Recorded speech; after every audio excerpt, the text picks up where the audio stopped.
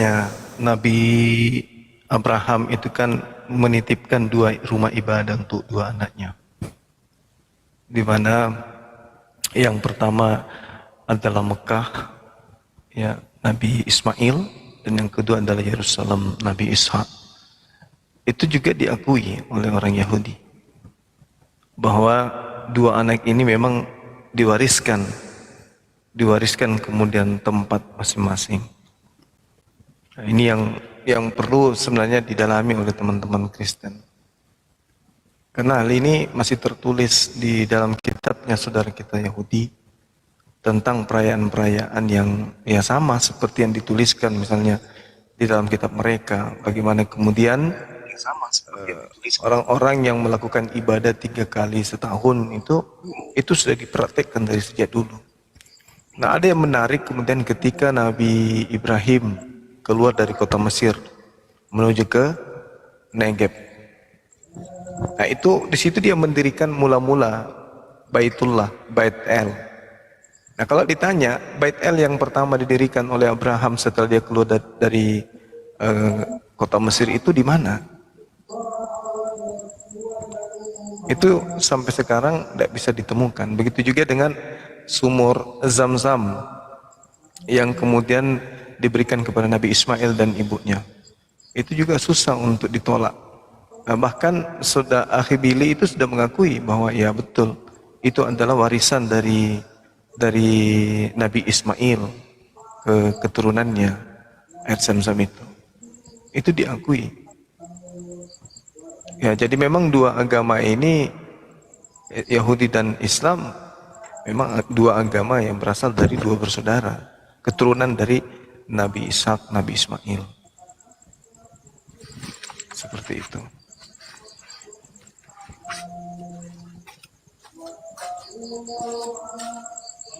Jadi kalau Nabi Ismail punya Mekah, Nabi Ishak punya Yerusalem. Nah, yang Kristen ini yang tidak tahu petikan ya, nggak salah ya, tempat ininya. Ngakunya samawi bang, ngakunya. Tapi ciri-cirinya nggak samawi sama sekali. Nah, itu dia. Itulah makanya gue bilang. Yahudi Tuhannya nggak berbentuk, Islam Tuhannya nggak berbentuk. Yahudi ada kiblat, Islam ada kiblat. Tapi Kristen mengambil Tuhannya Yahudi jadi manusia. Berbentuk tiba-tiba Tuhannya bang. Terus tiba-tiba kayak Zeus, Tuhannya nggak ada di mana-mana bang. Tiba-tiba nggak ada kiblat. Jadi kesalahan 2 langkah. Habis itu kalau kitabnya kan diturunin berbahasa nabinya atau bahasa yang nerima bang. Tiba-tiba bahasanya lain sendiri dari yang diturunin. Oh, itu nggak apa-apa. Kalau tanggapan orang abang seperti itu tuh nggak apa-apa. Karena sampai saat ini pun sebenar-benarnya agama abang gitu. Orang abang tidak bisa membuktikan bahwasanya orang Kristen itu masuk neraka. Kalau berdasarkan Al-Quran silakan saja. Sekarang yang berdasarkan yang real bisa abang buktikan. Kalau itu bisa, itu baru jadi pacuan untuk abang mengatasnamakan dosa yang nggak diampunin di Islam itu musyrik atau menyekutukan Allah, bang. Menyekutukan itu abang tahu kan definisi menyekutukan? Ya, tapi kalau abang perhatikan, menyekutukan dengan Yehosua, menyekutukan dengan Rohul Kudus, itu menyekutukan namanya. Itu dosa yang nggak diampuni. Kalau di Islam, kalau di Al-Quran, Kristen pasti neraka. Nah, menurut Yesus juga Kristen neraka bang, saudara Noah. Itu pasti itu mutlak gitu. Itu tidak diragukan lagi bagi orang yang menggunakan akal sehat. Kristen otomatis neraka, tidak bisa tidak. Menurut Yesus loh ya, bukan menurut Bang Suma. Tapi Yesus yang menggariskan, ya Kristen itu mau tidak mau neraka. Dan itu tidak main-main, ucapan Yesus itu paten. Karena dalam bahasa Yunani-nya pun dikatakan begitu bang. memang tingkatan ilmu manusia itu berbeda-beda bang ya. Jadi kalau jujur saja saya akui, saya sudah tanya juga kan sama teman-teman.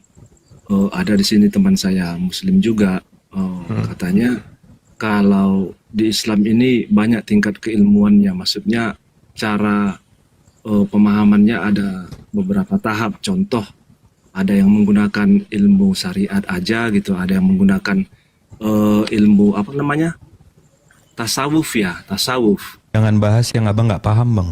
Nanti Enggak, mentok saya cuman- lagi, nabrak saya lagi cuma ke tembok bang. mengatakan.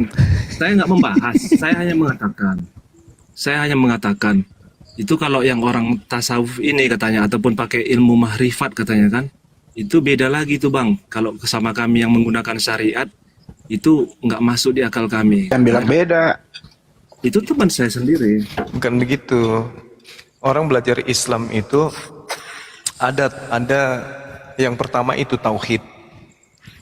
Ya, jadi Islam itu yang pertama tauhid yang harus diperdalam. Makanya Nabi Muhammad SAW ketika datang mengajarkan Islam selama 13 tahun itu pendalaman materinya adalah tauhid.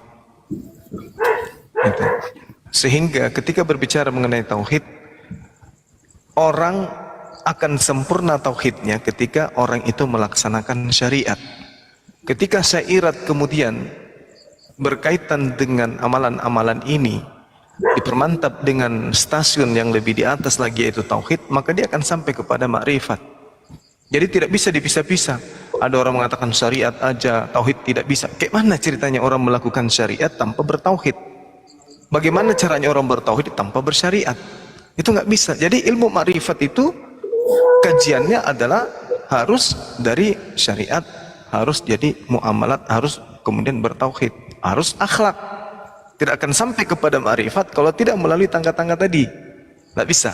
Orang nggak bisa jadi sarjana kalau tidak dari SD, SMP, SMA. Nggak ada itu orang langsung makrifat. Nggak ada. Harus melalui tangga-tangga tadi. Nah, ada orang mengaku tasawuf, mengetahui tasawuf, ada orang sampai kepada makrifat, tapi menurut tanggapan dia sendiri. Nah, sedangkan di Islam itu sia-sialah sebuah amalan tanpa diawali dengan ilmu. Makanya ilmu itu di Islam harus bersanad, tak boleh asal-asal. Sehingga muncul pemahaman pribadi, muncul tarekat-tarekat yang tidak berdasar kepada sumber yaitu Rasulullah Muhammad SAW. Jadi kalau ada orang mengatakan mengaku kepada makrifat tapi dia tidak bersyariat, apa itu namanya? Gimana bisa sarjana tanpa SMA? Susah, nggak bisa ditelaah oleh pemikiran.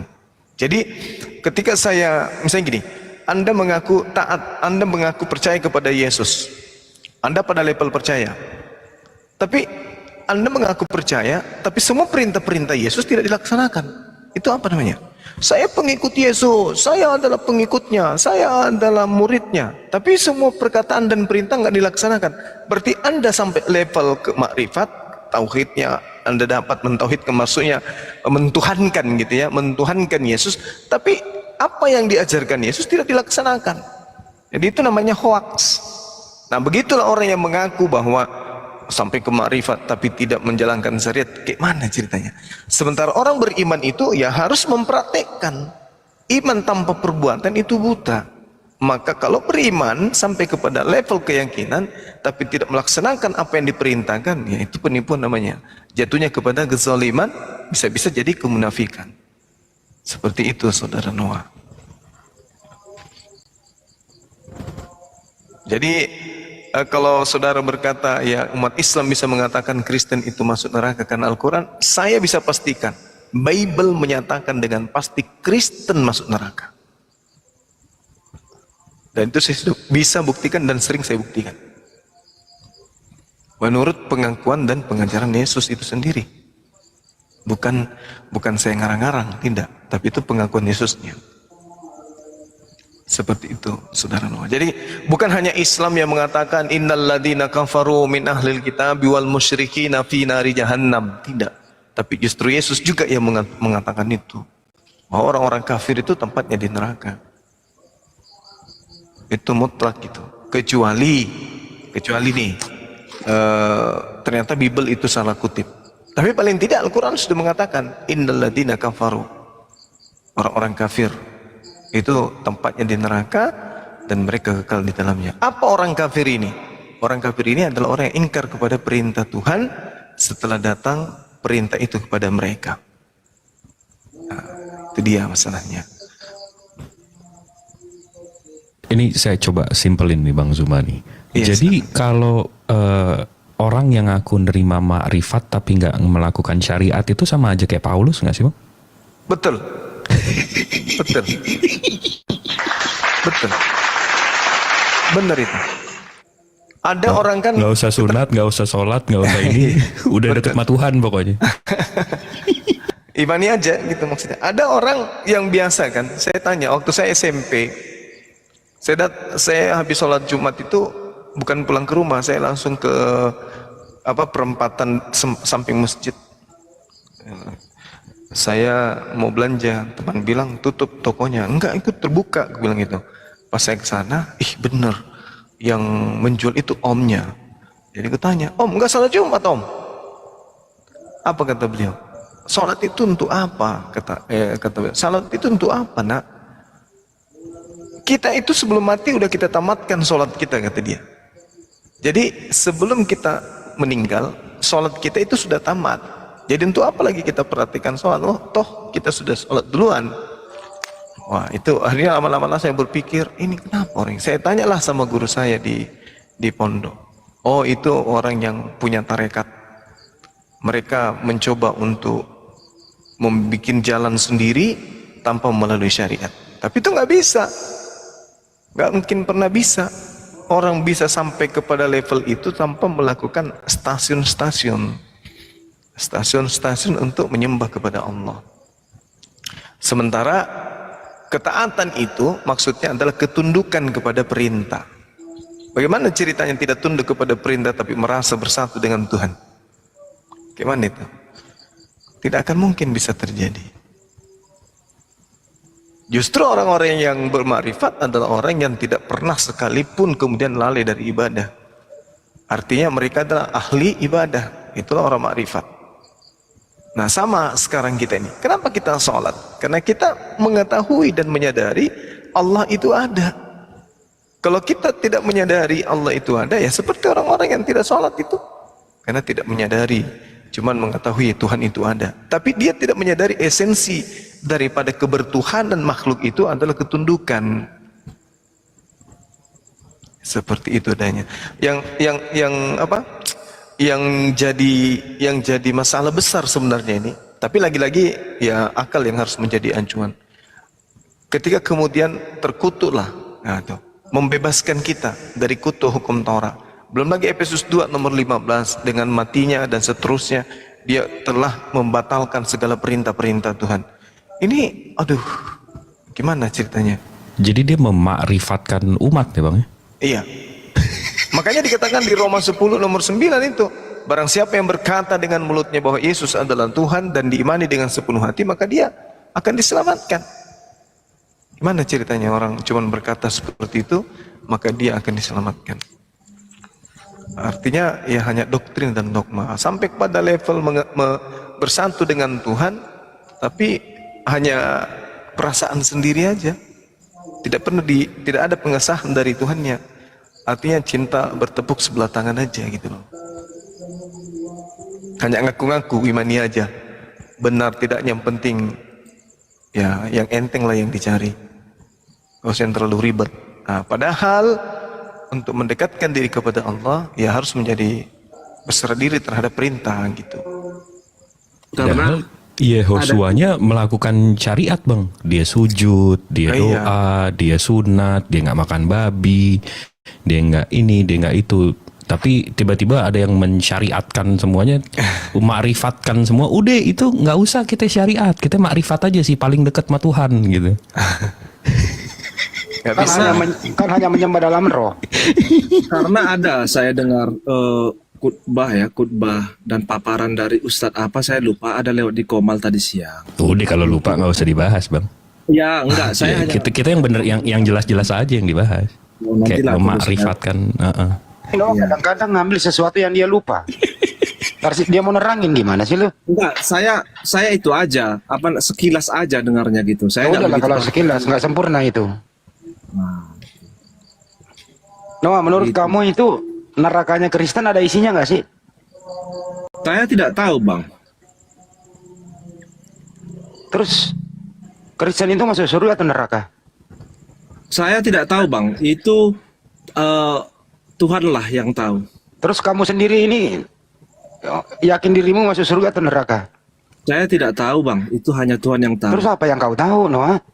Kehendak kita bukan kehendak Tuhan Bang. kehendak Tuhanlah kehendak kita. Oke, kalau begitu saya balik. Kehendak Tuhan supaya masuk surga gimana? Gini, ketika abang bilang kehendak Tuhan supaya kita masuk surga harus gimana? Oke, kalau menurut ajaran agama ya, kita memang harus berdoa, meminta bersyukur dan mengakui keberadaan Tuhan, bahwasanya Tuhan itu ada dan Tuhan itu Maha mengetahui. Tuhan Sang Pencipta langit dan bumi itu Tuhan yang Oke, esa. Kan? caranya bagaimana? Itu dasarnya. Caranya bagaimana? Tapi gini, Nggak dulu, terusin dulu, tar dulu Noah. Caranya bagaimana? ya oke, caranya itulah tadi melalui ibadah-ibadah ya.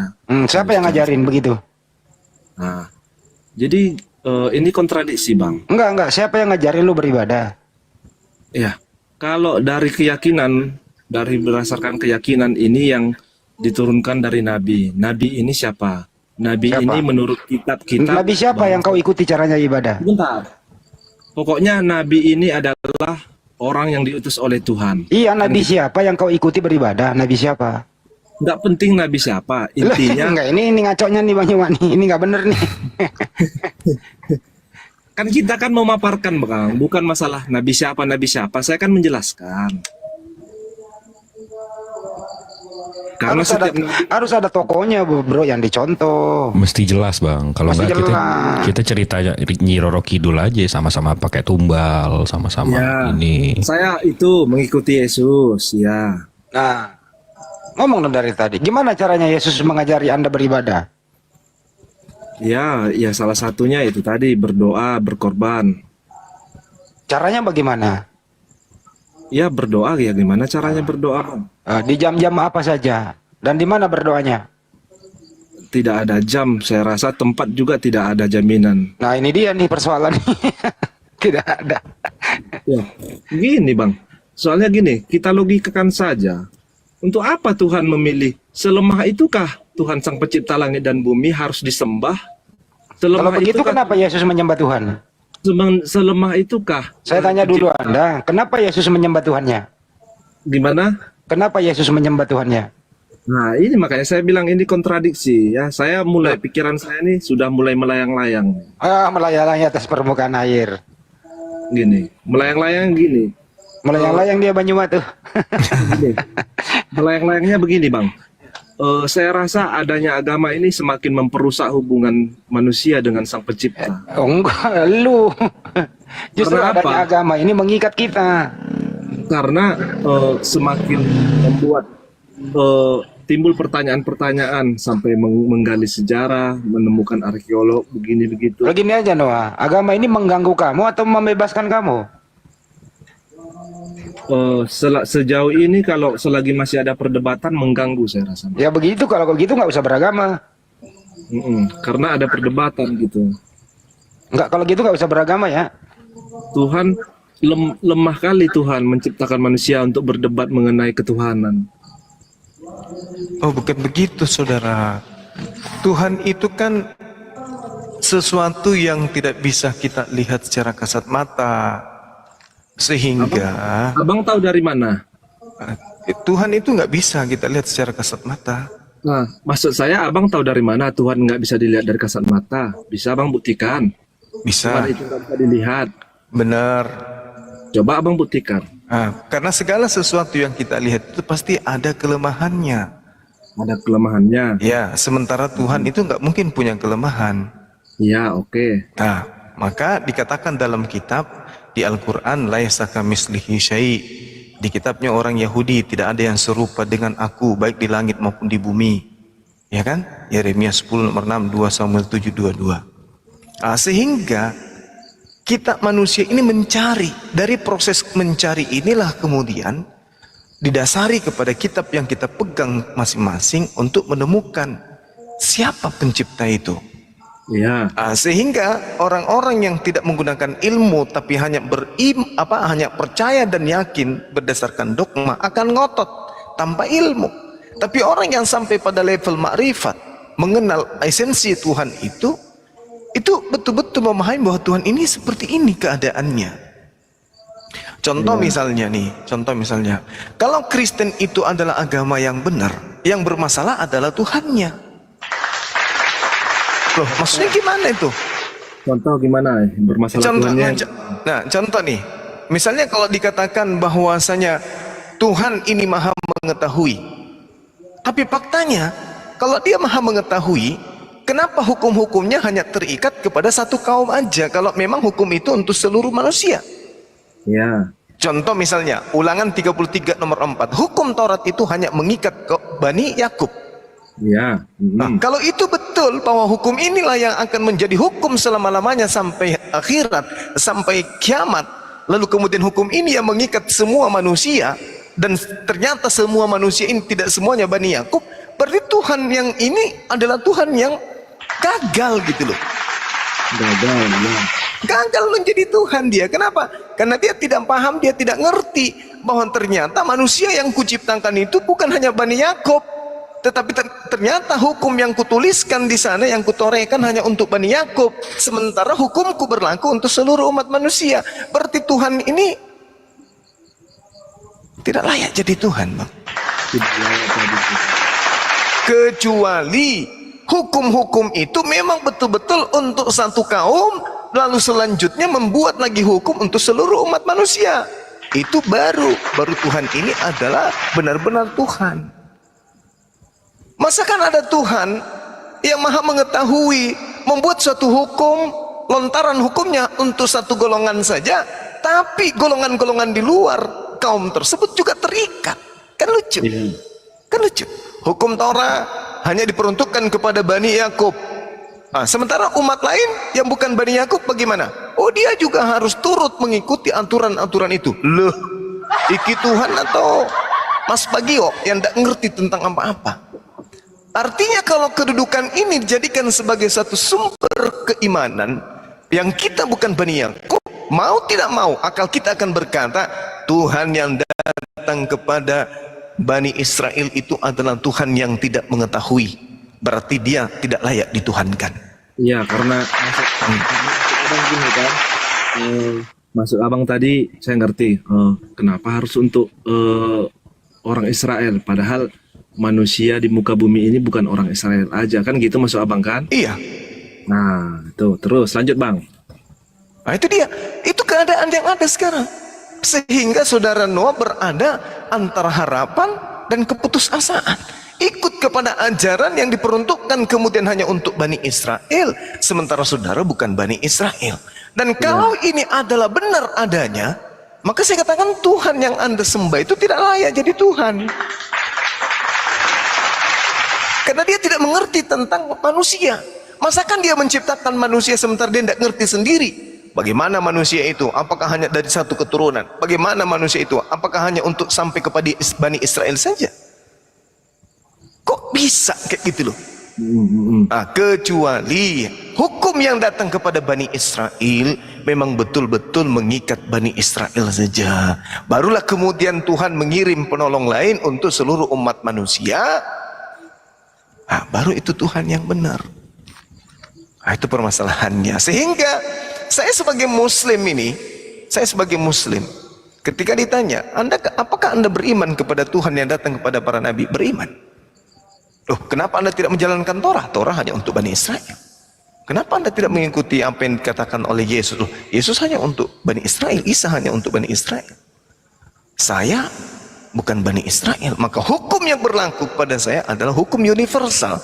Apa itu? Islam, damai sejahtera.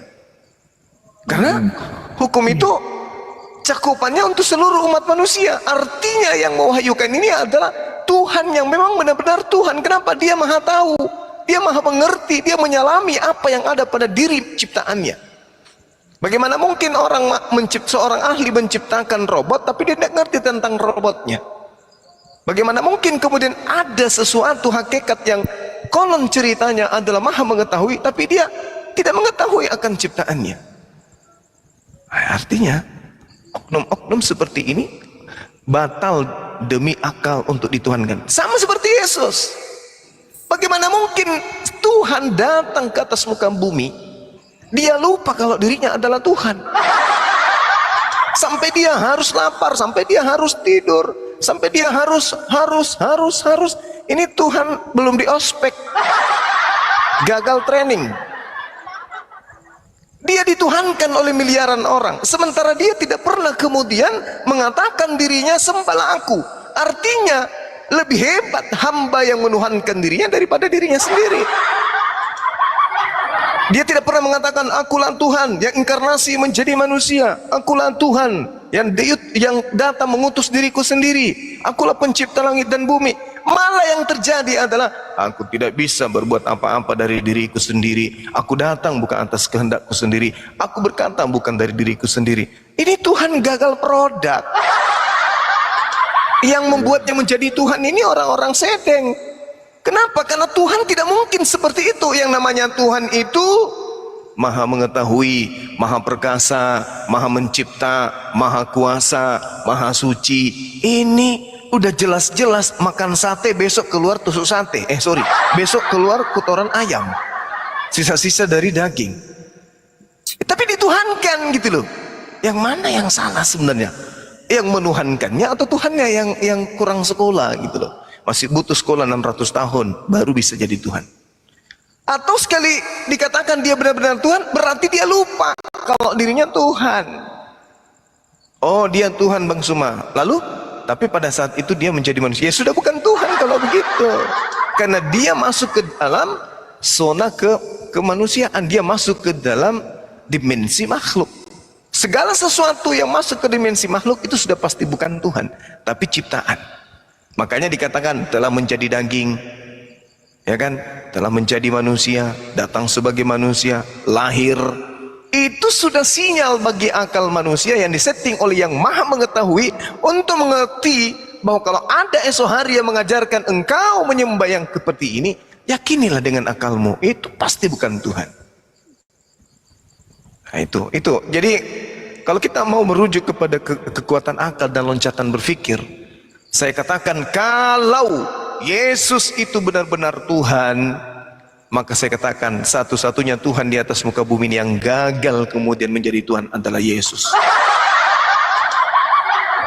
Karena kenapa? Yang namanya Tuhan itu maha mengetahui. Coba Anda lihat nih, Anda lihat.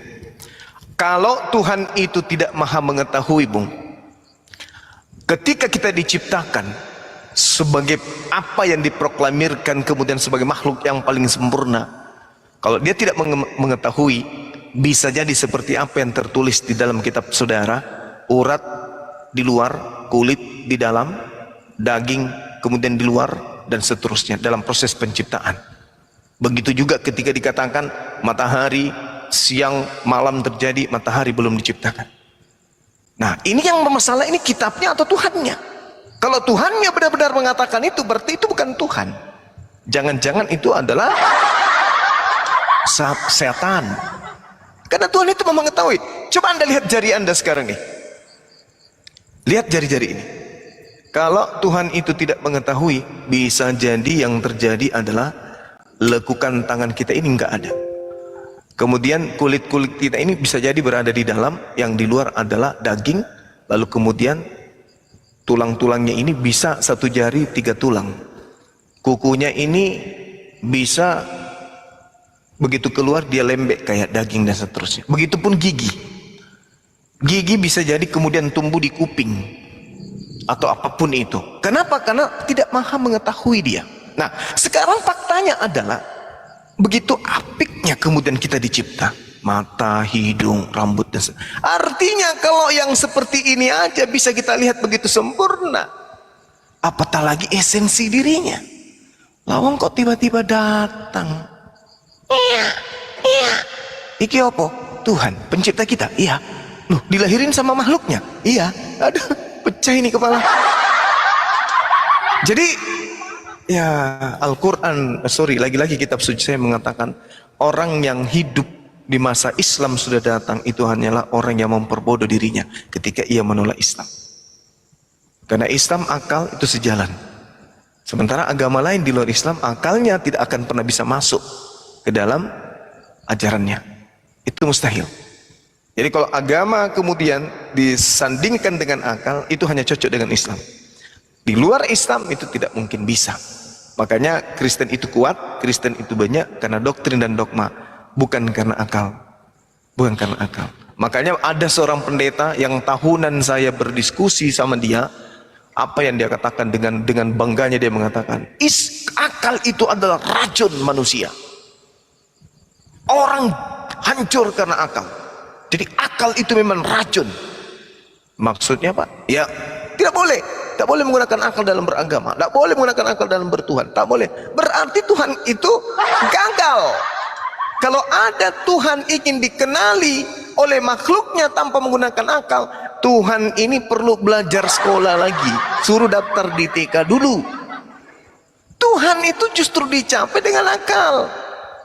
Kalau ada kemudian Tuhan tidak dicapai dengan akal, itu bukan Tuhan, pasti itu bukan Tuhan. Kenapa tidak mau menggunakan akal? Karena medan atau objek yang dituhannya sudah tidak masuk akal, maka akalnya dimatikan. Karena lebih duluan doktrin. Begitu dia lahir, ini siapa Ma? Itu Tuhan kita, pencipta langit dan bumi. Iya. Oh, dari segala-galanya dia bersumber dari ini orang. Iya. Orang ini yang menciptakan nyawa manusia. Iya. Orang ini yang telah membuat orang itu banyak rezeki dan seterusnya. Iya. Ini yang mematikan juga. Iya. Oh, bagus. Berotot pahanya bagus, rambutnya panjang bagus ini orang.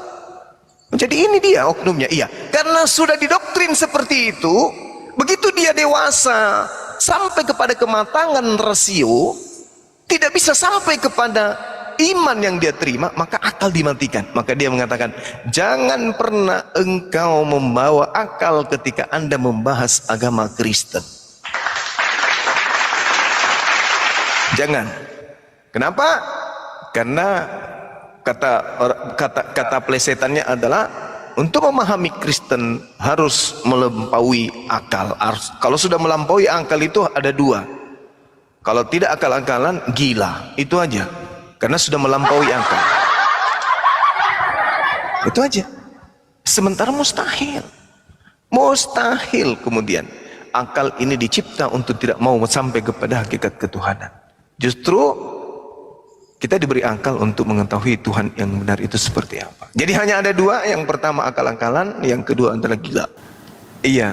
Jadi itu kesimpulan saya itu di situ, saudaraku Noah.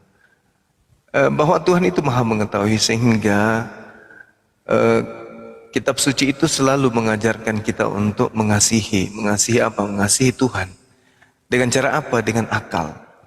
Itu pesan Yesus tuh, kasihi Tuhan Elohim dengan segenap hati, jiwa, kekuatan dan apa? Akal. Tidak ada iman. Iman itu urusan belakang.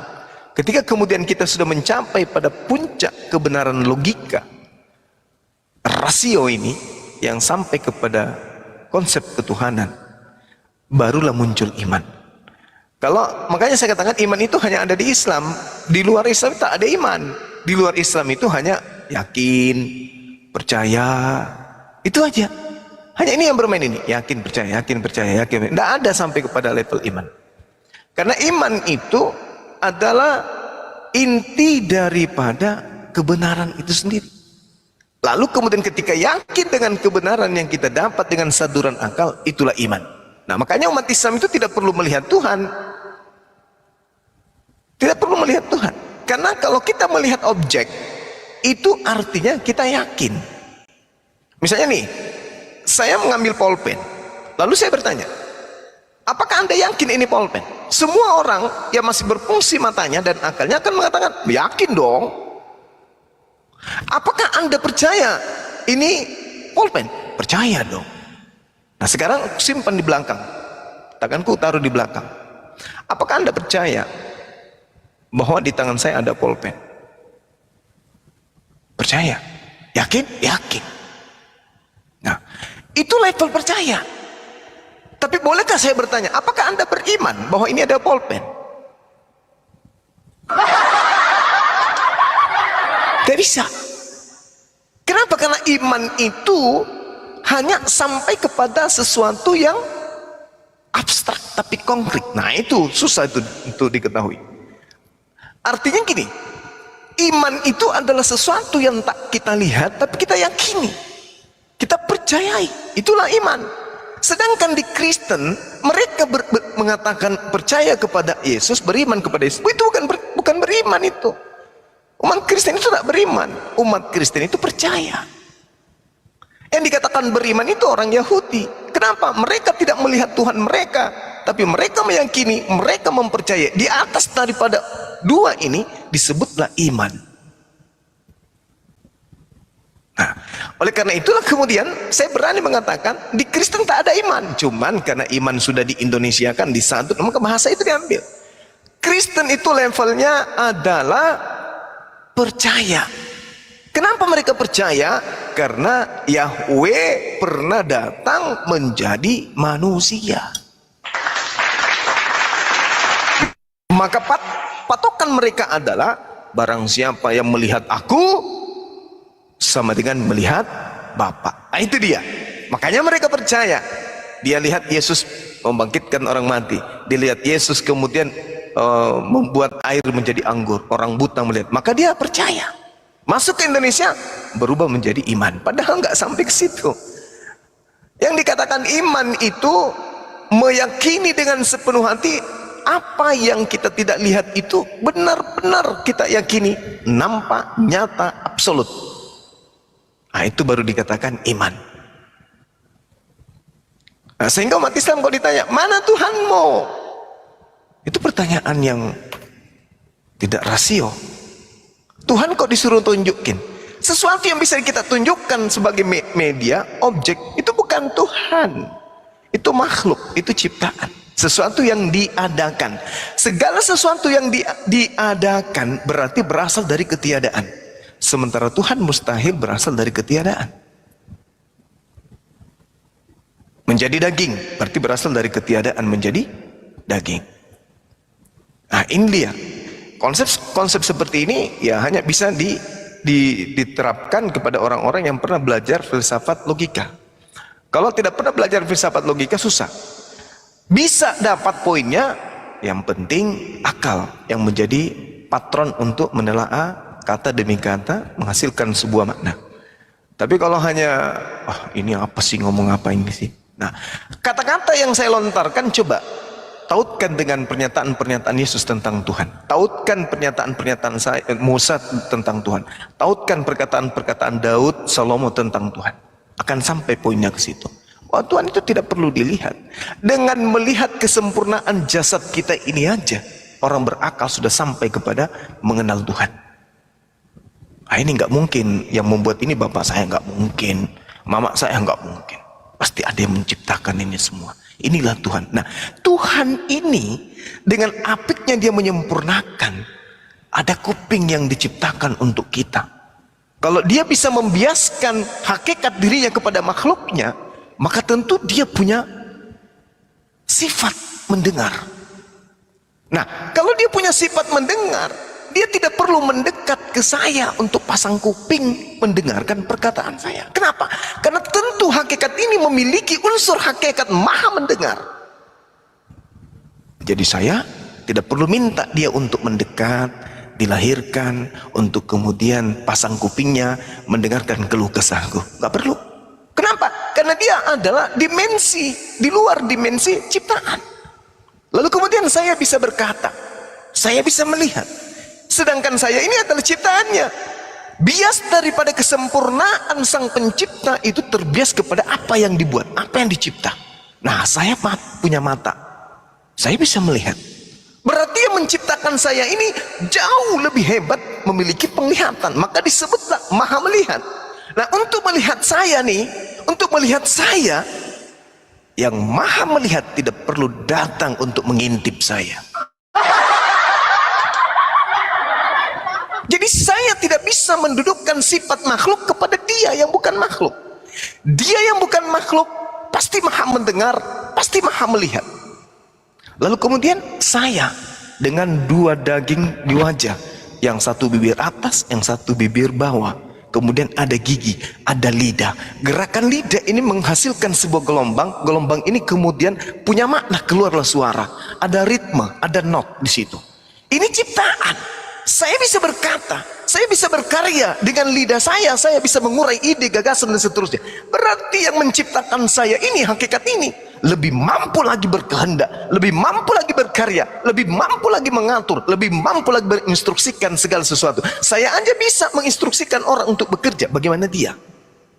maka dia tidak perlu datang kemudian memecahkan kuping saya untuk berbicara. Cukup melalui kitab suci dia menyampaikan pesan.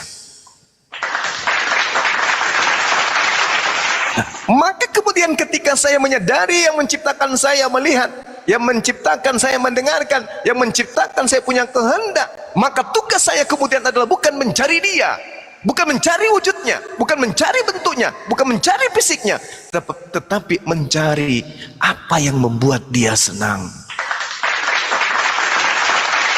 apa yang membuat dia ridho, apa yang membuat dia sayang sama aku. Aku bisa menemukan itu di mana?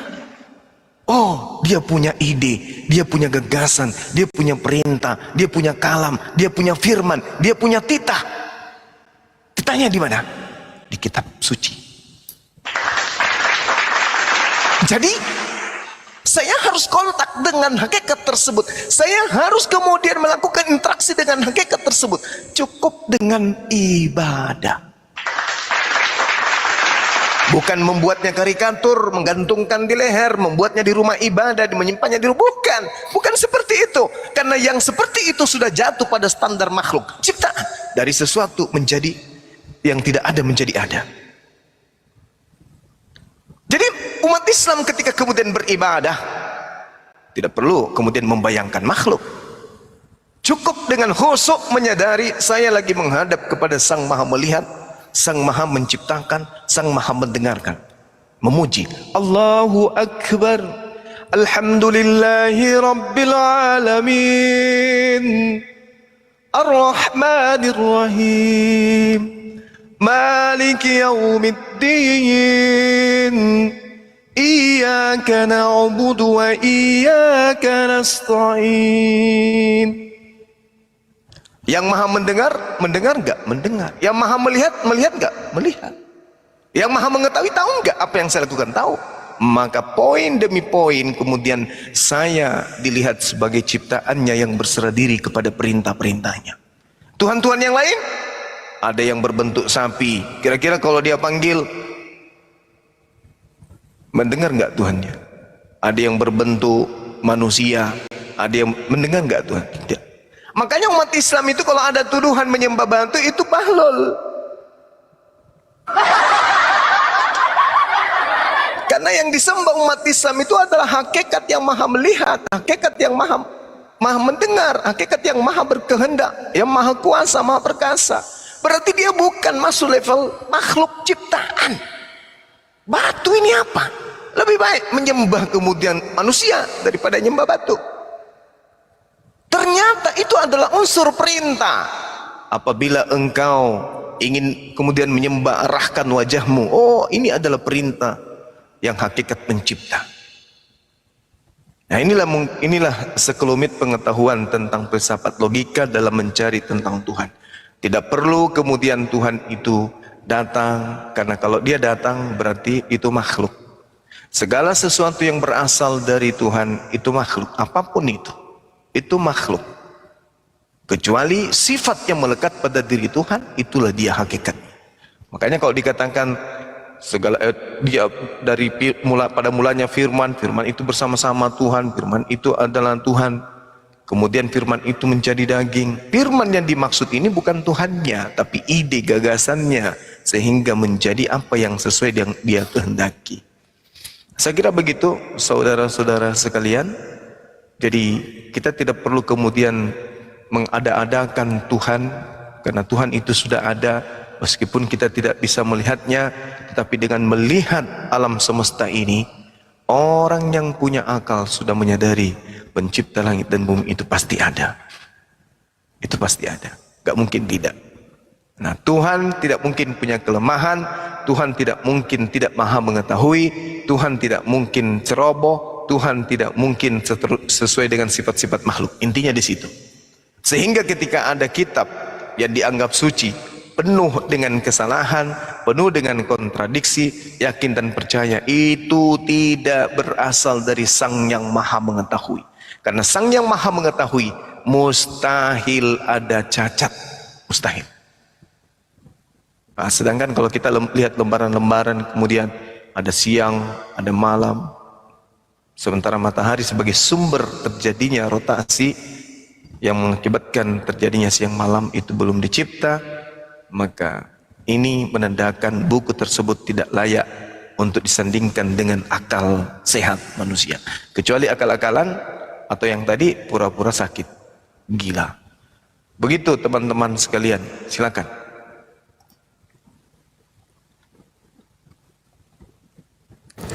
Mantap. Udah jelas banget sih itu mestinya.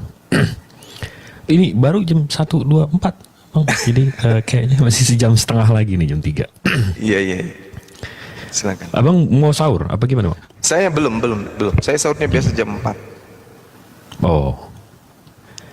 Ini ada yang di bawah mau naik apa gimana nih? Iya, host udah tidur kali ya. Host? Oh, enggak ada katanya.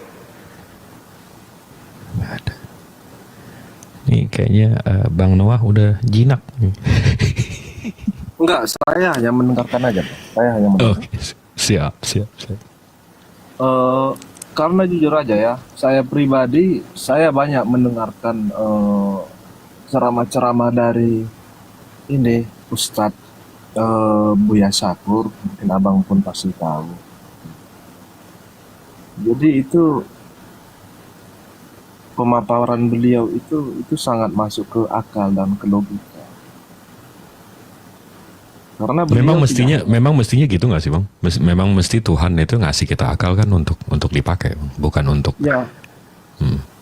Ya, tapi penjelasan beliau itu jauh lebih masuk akal. Memang iya, karena dia tidak selalu memprioritaskan agama tertentu. Itu yang saya suka dari, walaupun dia seorang ustadz gitu ya, seorang Kiai Haji Buya Syakur ya, yang diakui ulama di Indonesia. Tapi dia tidak selalu memaparkan bahwasanya agama yang dia anut itu adalah agama yang benar. Itu saya sangat senang gitu. Bukan masalah toleransinya, tapi memang pemahamannya itu betul-betul pemahaman tingkat tinggi. Jadi itu yang selalu bertentangan di hati pikiran saya, dan selalu bertentangan dengan masalah perdebatan-perdebatan ini, begitu Bang. Menurut abang, kekristenan abang atau yang abang pegang sekarang itu make sense, Bang? Masuk akal atau? Kalau menurut pemahaman Ustadz Buya Syakur ya, saya sendiri jujur aja saya ngambil. Ya, ini menurut abang? Enggak, ini saya nggak bisa menurut saya karena saya perlu belajar kan gitu. Itu yang masuk akal gitu Bang. Iya, tapi menurut abang agama abang itu. Ungkapannya Buya Syakur ini apa? Wah, yang mana lah Bang ya? Banyak ini videonya Buya Syakur ini, sampai saya download malahan biar tersimpan di HP. Karena saya takut dihapuskan di YouTube. Banyak Dia mengatakan bahwa semua agama itu baik, sama. Bukan masalah semua agama baik atau sama. Sekarang bukan karena masalah agamanya Bang. Cara manusia itu gimana ya? Ini sebentar ya, saya putar nggak apa-apa? Iya, nggak apa-apa. DM aja Bang, nanti kita masa nobar di sini. Abang ngajak kita nobar. Oh ya udah Bang, bisa deh. Ya, oke. Ya. Bukan maksudnya ini. Termute. Gimana Bang?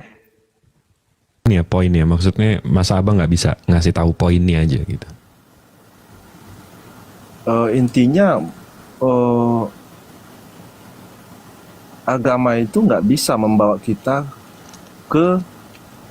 kepada Tuhan. Waduh. Jadi yang membawa kita kepada Tuhan itu apa? Itu iman kita Bang. Iman. Nah Iya, itu dia lagi tadi yang saya jelaskan. Iman itu bukan bergantung kepada agama. Tapi Iya, iman itu bergantung kepada diri kita sendiri. aduh, Ya memang itu benar Bang. begitu. Jadi Ya, itu menurut benar. saudara, seperti agama saudara kita yang lain yang menuhankan sapi misalnya, itu benar? Gimana? Yang menuhankan sapi. Ya itu kalau itu menuankan sapi ya udah beda lah, bang, ada-ada aja. Lah tadi katanya bukan agama yang, tapi iman. Iya iman bang. Ya, imannya mereka mengatakan bahwa sapi itu adalah inkarnasi dewa. Oh itu agama apa itu? Ya adalah biasa cuci kaki sapi, sujud di sapi. Oh, oh itu ya Hindu Buddha ya. Iya, malah kotorannya pun diambilnya. Wah, nggak tahu. Ya, itu Hindu itu. Iya kalau itu kita nggak tahu bang ya. Saya nggak berani mengatakan. Jangan-jangan ada agama Hindu dikira saya menghujat. Tadi Anda mengatakan tidak menyelamatkan, yang menyelamatkan iman. Nah, kalau iman mereka mantap tentang itu gimana ceritanya? Iya memang ya intinya gitulah bang. Yang saya tampung dari ceramah-ceramah Ustadz ini ya, Ustadz Buya Syakur ini. Saya jadi penasaran nih Bang Zuma. Ya gimana nih? Bagian yang dia mau putar tadi. Dan yang komen-komen juga. Coba putar biar kita paham. Iya coba. Nah, coba deh kita putar. Nih, jadi kita ya Karena nobar. ada bantahan saya untuk saudara Sakur ini. Iya, Ada di YouTube bantahan. setahu saya juga Buya Syakur ini agak ini juga. Agak-agak. Ada video saya itu 2 untuk bantah beliau. Karena Silakan, saudara. beliau ada minta maaf beberapa kali juga atas narasi-narasinya, makanya coba deh Bang Noah. Sebentar bang ya.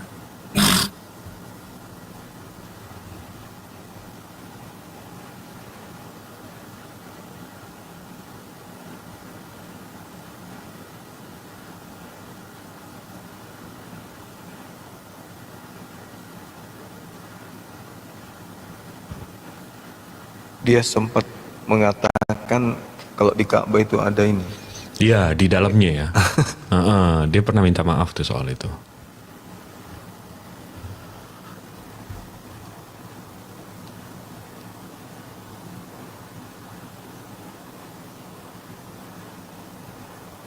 Udah meninggal Januari kemarin meninggal. Iya, silakan. Poinnya aja Bang yang langsung ini. Dibesarin poinnya, Mas. bentar saya cari bentar. Bayangkan milat Ibrahim. Wattakhadallahu Ibrahim khalila. Allah sudah. Saya nggak bilang ini statement nyeleneh. Ini beliau ini diakui loh bang. Terus kenapa lo berdasarkan itu? Diakui Bukan. oleh pengikutnya. Silakan tampilkan aja dulu. Saya ingin menanggapi pernyataan beliau itu. Pasti keliru. Pernyataan beliau yang agamanya dibanding dengan orang yang berserah diri wajahnya ya lillahi kepada Allah wa muhsinun, berserah diri dan dia berbuat baik, wa taba'a millata Ibrahim hanifa, dan mengikuti millat Ibrahim. Wattakhadallahu Ibrahim khalila. Allah sudah mengangkat Nabi Ibrahim sebagai kekasihnya. Walillahi ma fis samawati wa ma fil ard. Apa yang ada di langit, apa yang ada di bumi, semua adalah milik Allah. Wa kana Allahu bikulli syai'in muhita. Allah sangat meliputi segala apapun di dunia ini. Nah, di sini yang perlu saya ingatkan, mereka itu yang masuk surga itu man ahsanu dinan mimman aslama wajhahu lillah. Agama mana yang paling baik? Agama yang berserah diri lalu berbuat baik. Jadi artinya di sini ada sedikit penafsiran yang perlu diluruskan sekali. Saya sudah pernah konfirmasi dengan Pak Quraisy itu juga. Saya katakan ini kan di banyak sekali ayat yang menyatakan bahwa nanti pada akhirnya mah semua agama ini kan buatan Tuhan semuanya. Apa ada di dunia bukan buatan Tuhan? Ada nggak sesuatu yang terjadi tidak dibuat Tuhan? Ada kan? Nasrani siapa bikin? Yahudi yang bikin. Hindu, Buddha, Sunda Wiwitan, Kejawen, Abangan, semuanya buatan Tuhan kok. Kenapa dibuat begitu? Ya sengaja biar rame. Namanya nggak boleh. Nah, lalu pada akhirnya nanti bagaimana? Yang selamat siapa? Allah mengatakan, innal ladzina amanu wal ladzina hadu was-sabiuna wan nasara wal majus wal ladzina asyraku. Orang yang beriman, Yahudi, Paseban, Nasrani, Majusi, orang-orang yang menyembah berhala. Mana yang selamat?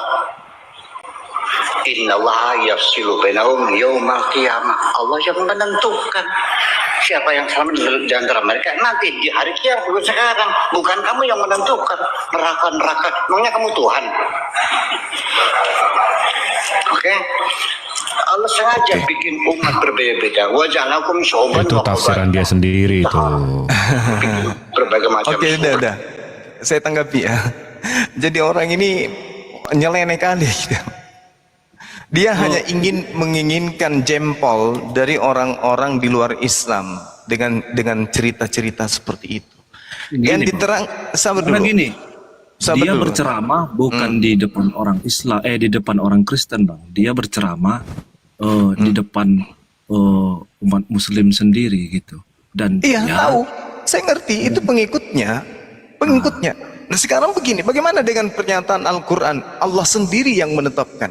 Jadi kalau dikatakan Allah sudah Tuhan yang nanti menentukan, berarti dia tidak belajar gitu loh. Tuhan sebenarnya sudah menggariskan mana yang sesat, mana yang benar. Tuhan sudah menggariskan itu.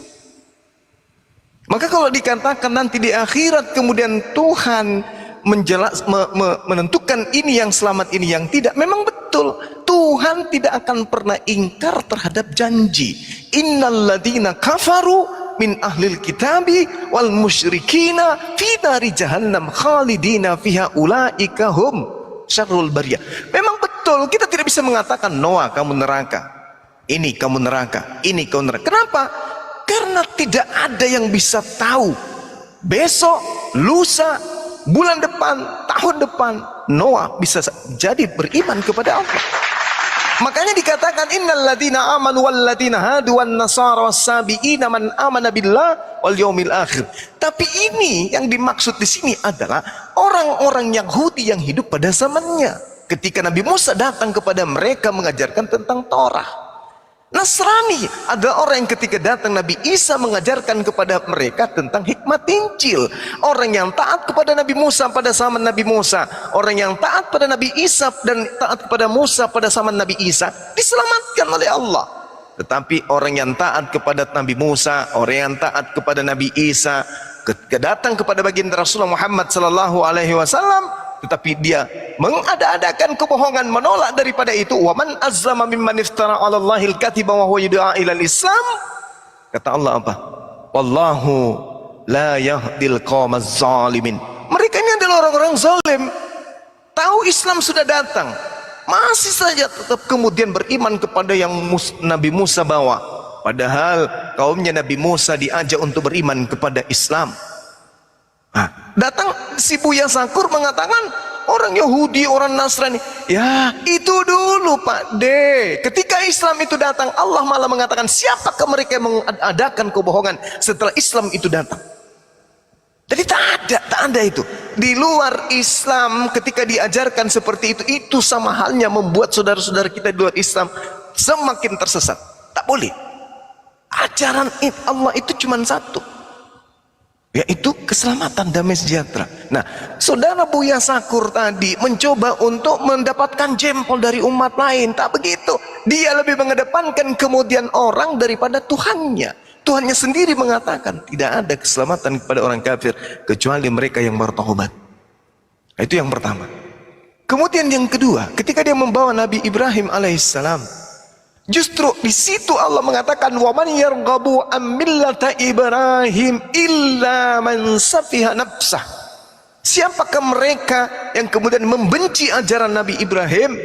Hanyalah orang yang memperbodoh dirinya sendiri. Nah, orang yang memperbodoh diri sendiri itu zalim. Sementara orang zalim itu neraka. Wa man azzama mimman iftara 'alal kadhib wa huwa yud'a ilal Islam wallahu la yahdil qaumaz zalim. Orang-orang zalim itu neraka tempatnya. Memang Tuhan yang menentukan bahwa si fulan, si A, si B, si C, iya memang. Tapi yang masuk neraka itu zalim, yang masuk neraka itu kafir, yang masuk neraka itu munafik. Tuhan nanti yang menentukan. Kamu yang munafik, kamu yang zalim, kamu yang kemudian kafir ketika kamu hidup. Ini buktinya. Ini amalan-amalanmu. Ini loh amalan-amalanmu ketika kau hidup. Munafik kan? Ya. Kamu fasik kan? Ya. Kamu zalim kan? Ya. Ini amalanmu. Tak bisa lagi kau sembunyikan. Maka kemana perginya? Neraka. Sebelum itu terjadi, Pak Ustaz Zakur, Kiai ulama besar, ingatkan sesama manusia kita, A adalah A, B adalah B. Jangan abu-abu hanya untuk jempol. Tak bisa begitu. Yang Jadi hak gini, adalah hak, batil tetaplah batil. Saya nggak terima dengan pernyataan beliau. Itu masih perlu belajar banyak dia. jadi gini bang. Ini di agama Islam, apakah ajaran membunuh itu ataupun membunuh itu berdosa? Membunuh berdosa kalau tidak dilalui dengan syarat pembolehan. Syarat pembolehan maksudnya? Contoh, ada anak membunuh orang tuanya. Ya. Ya. Maka hukumnya kalau Islam, anak itu harus dibunuh. Oh. Yes. Jadi kalau yang membolehkan ini, Maksudnya? abang bilang tadi kalau diperbolehkan. Ya Allah kan yang mengatakan itu. Dalam perang orang yang membunuh, boleh membunuh. Ada masa di mana pembunuhan itu boleh dilakukan kalau dia sudah memenuhi syarat daripada perintah-perintah Tuhan. Boleh. Nabi Musa membunuh. Bahkan Nabi Musa alaihissalam diperintahkan, jangan kau biarkan apapun yang bernapas. Mau dia hewan, mau dia tumbuhan, matikan semua. Itu perintah Tuhan. Nah kalau ada perintah Tuhan seperti itu, ya kita harus tunduk. Kenapa demikian? Kematian dan kehidupan itu adalah hal kecil bagi pencipta. Berarti berarti itu karena membunuh itu bukan sifat Tuhan, bang. Loh, kenapa bisa? Apakah ada yang pernah mengatakan Tuhan itu pertama, Tuhan adalah sang pencipta langit dan bumi. Itu diakui semua manusia. Tuhan itu maha pengasih, maha penyayang. Itu diakui semua manusia. Adakah yang mengakui Tuhan itu maha pemberi segala bencana ataupun maha pemberi kejahatan? Pembunuhan itu kan kejahatan. Siapa bilang? Berarti pembunuhan bukan kejahatan. Tergantung aspeknya. Justru kalau kita membiarkan pembunuhan tanpa melakukan pembunuhan bisa menghasilkan satu unsur kejahatan. Contoh,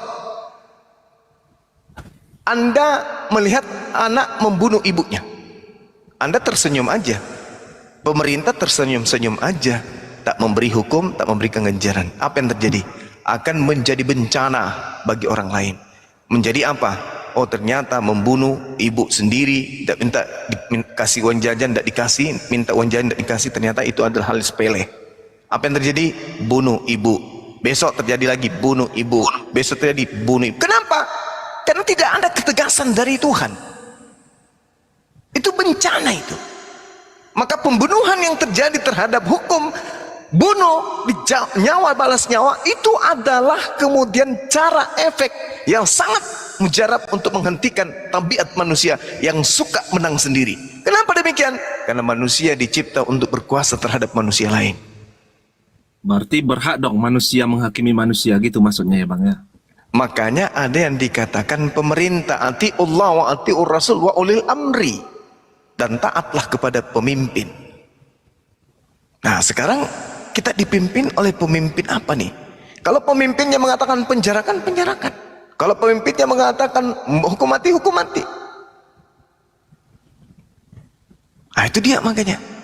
Jadi Tuhan itu ada ungkapan yang keliru di Kristen. Makanya itu maksud saya itu bukan sifat Tuhan bang. Menyuruh membunuh ataupun memperbolehkan membunuh itu bukan sifat Tuhan. Astagfirullahaladzim. Coba Anda lihat di dalam kitab yang Anda gunakan, nyawa balas nyawa itu siapa perintah itu? Siapa Iya, perintah tuh? Ulangan 19 nomor 21 itu perintah siapa? Makanya itu Jangan engkau merasa sayang kepadanya sebab berlaku nyawa ganti nyawa, mata ganti mata, gigi ganti gigi, tangan ganti kaki ganti kaki. Itu perintah siapa? Makanya ketika ada yang ayat-ayat seperti itu kontradiksi dengan pemikiran saya. Karena apa? Yang saya tahu Tuhan itu Maha Pengasih dan Maha Penyayang. Nah, Jadi, justru itu. Abang, hal ini, saudara. apapun ceritanya Bang, yang namanya hal membunuh, apapun alasannya itu salah. Gitu. Iya. Oke. Sekarang begini. Anak-anak Adam membunuh nggak?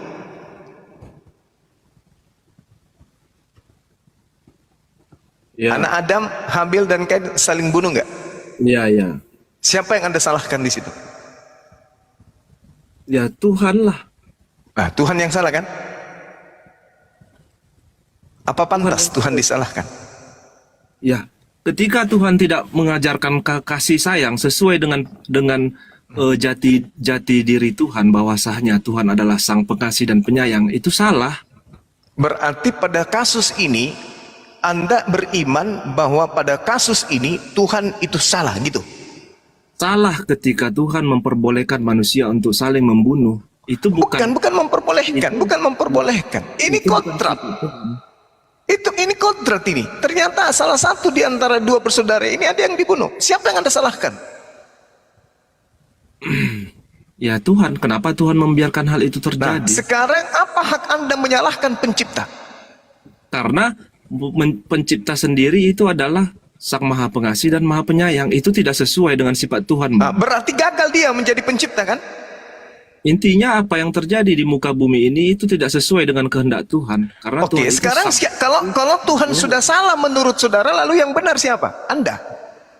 bukan, Kan Tuhan sudah salah. Jadi yang benar siapa?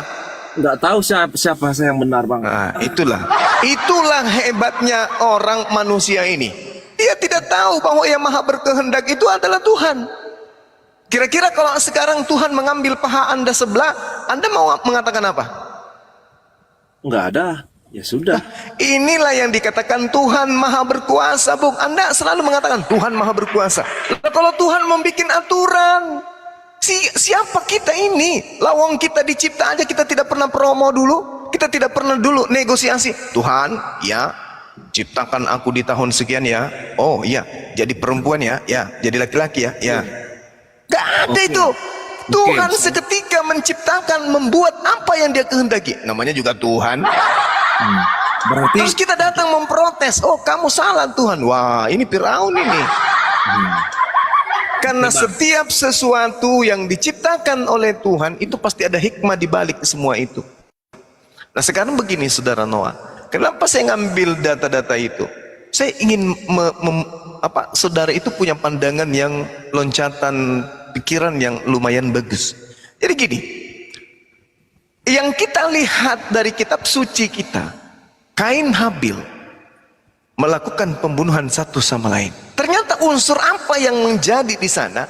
Tuhan telah menyatakan kemudian baik di Al-Quran maupun di kitab yang Anda genggam, Tuhan memberikan kemudian keadaan di mana iblis dan keturunan Adam akan tetap bermusuhan sampai kiamat.